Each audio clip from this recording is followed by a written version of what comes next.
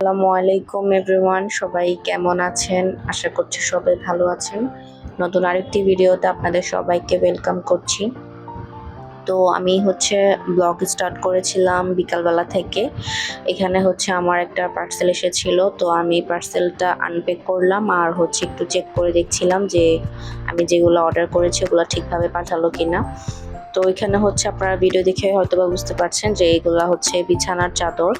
তো আমি 5টা বিছানার চাদর অর্ডার করেছিলাম। আর বিছানার চাদরের সাথে তো 2টা করে মাথার বালিশের কভার থাকেই। তো আমি এগুলোর সাথে এক্সট্রা করে 5টা কোল বালিশের কভারও অর্ডার করে ফেলেছিলাম, ম্যাচিং করে 5টা চাদরের সাথে 5টা কোল বালিশের কভার।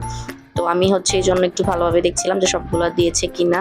তো এখন আমি একটু ভালোভাবে আপনাদের সাথে শেয়ার করব আমার চাদরের ডিজাইনগুলা। তো ফার্স্ট যে চাদরটা দেখাচ্ছি এটা ইয়েলো কালারের মধ্যে।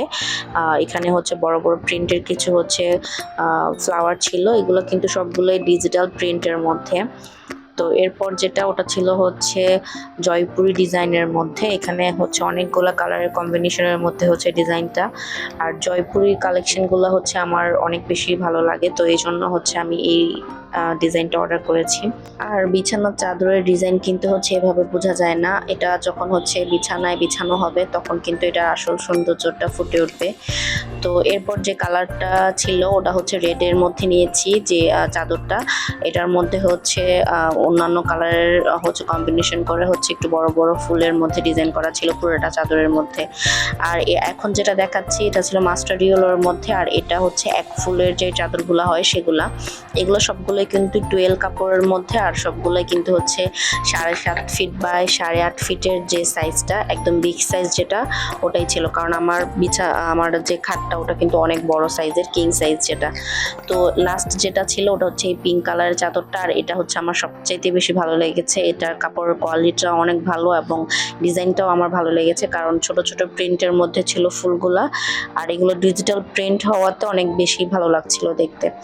তো এই ছিল আমার 5টা চাদর। তো এরপর আমরা চলে গিয়েছিলাম হসপিটালে। আমার দাদি শাশুড়ি তখন হসপিটালে অ্যাডমিট ছিল, তো ওনাকে দেখতে গিয়েছিলাম আমি, আমার জা আর আমার মেয়ে।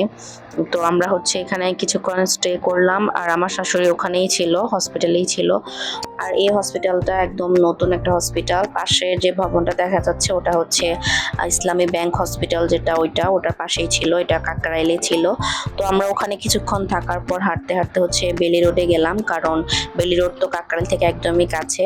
তো বেলি রোডে গেলে তো অবশ্যই কোনো রেস্টুরেন্টে যাওয়াই লাগবে, কারণ ওখানে এত বেশি রেস্টুরেন্ট না যেয়ে পারা যায় না।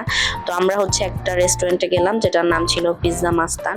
তো ওনাদের আমরা মেনুটা দেখছিলাম। এরপর এখান থেকে আমরা পিৎজা আর নাচোস এবং আর আমার মেয়ের জন্য নিয়েছিলাম চিকেন পপকর্ন।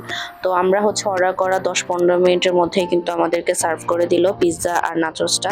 আর চিকেন পপকর্নটা হতে একটু লেট হচ্ছিল, তো আমরা এই জন্য ওইটা পার্সেল নিয়ে নিলাম, যেহেতু লেট হয়ে গিয়েছিল, অলরেডি সন্ধ্যা হয়ে গিয়েছিল এই জন্য।